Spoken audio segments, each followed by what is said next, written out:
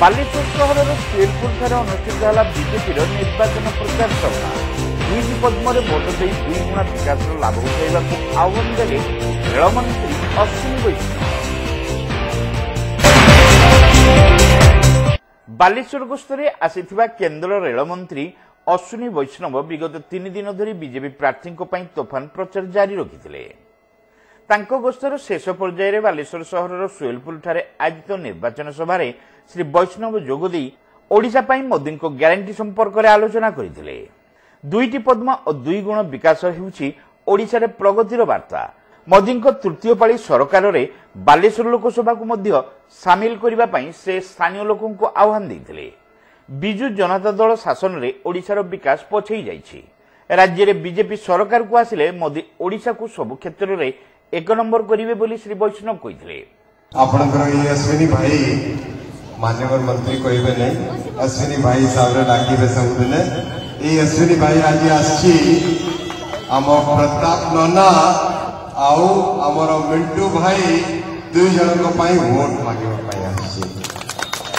ये अश्विनी भाई आपनकर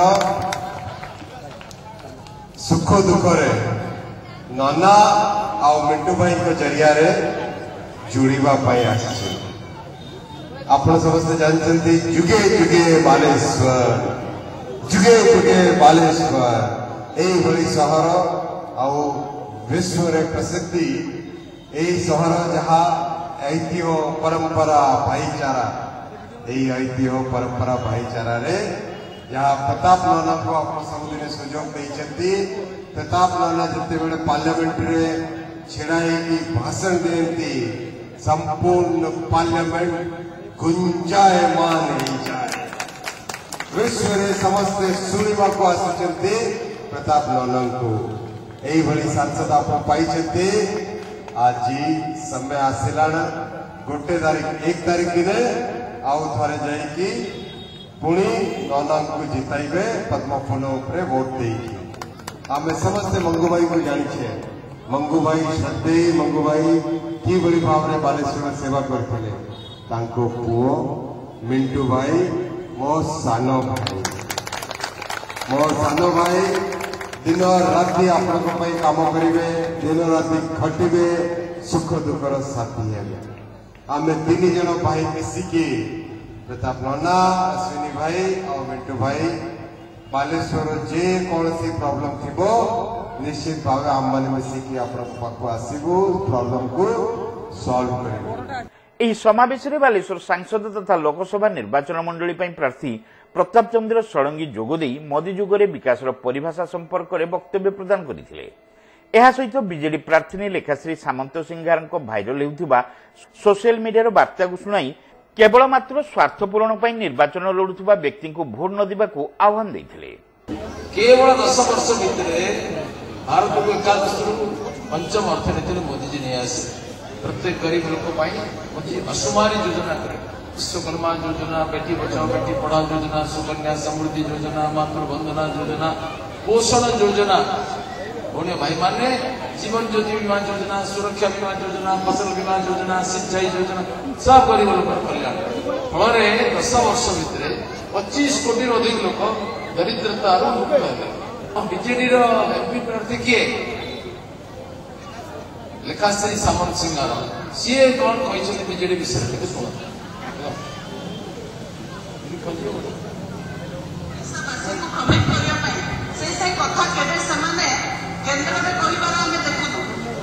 केंद्र मंत्री को भेटिकी से दाबी उपस्थापना कथा केवल ओडावासी को भ्रमित करने जिते भारतीय जनता पार्टी साहित्य स्वर में आक्रमण कर विजु जनता दल को सेतेबेले ओडावासी को भ्रमित करने से कथा कहते मोदी दौरान चाउल, मोदी दौरान पाइखाना, मोदी दौरान प्रधानमंत्री आवास घर या जो विजु जनता दल चोरी कर पक्का घर लगे प्रधानमंत्री आवास घर मोदी चाउल पुरे विजु जनता दल बैग ओडावासी ग्रहण करेंगे ना। चारिड़े प्रतिवाद होगी, आगक प्रतिवाद आहरी तीव्रतर हम। प्रत्येक रेशन दुकान में पहुंचबू, प्रत्येक घरे पहुंचबू जो घरे आप मिछि मिछिका विजु पक्का घर मार्चंती आम बारंबार कहूँ पैसा नहीं लोभ कौन पाई लगे आउ से लोभ रे आश्चर्य हेबे आपण देखिकिरे प्रधानमंत्री आवास छोट कर लिखुचंती बिजु पक्का घर भीतर घर करके गोटे बिजु बाबू मुह भी ता भीतर अंकन कराई देखो बिजु जनता दल ये 2 नंबर राजनीति ये चोरी राजनीति ये ठकामी राजनीति आज पदारे पड़ी सारी ओडिया जातिर स्वाभिमान क्षुण्ण होती ओडिया जातिर परिचय संस्कृति परंपरा क्षुण्ण होती किसी अण ओडिया हाथ में शासन रही मुख्यमंत्री ओडिया भाषा बुझती ना ओडिया कहती ना ओडिया ऐतिह्य कौन जानती ना तेणु ये आमर ऐतिह्य स्थान हो ऐतिह्य स्थली हो आम संस्कृति हो आम परंपरा खान पान कथा आचरण उच्चारण सबूर मान्यता ह्रास पाई ओडिशा जो भली भाव में केवल राष्ट्रीय स्तर विश्व स्तर में परिचय पाइबा कथा जदि आज पाइपारी नहीं यार सब दायित्व खुद ओडिया न बुझुवा मुख्यमंत्री नवीन पट्टनायक मुंडे पड़ुछि।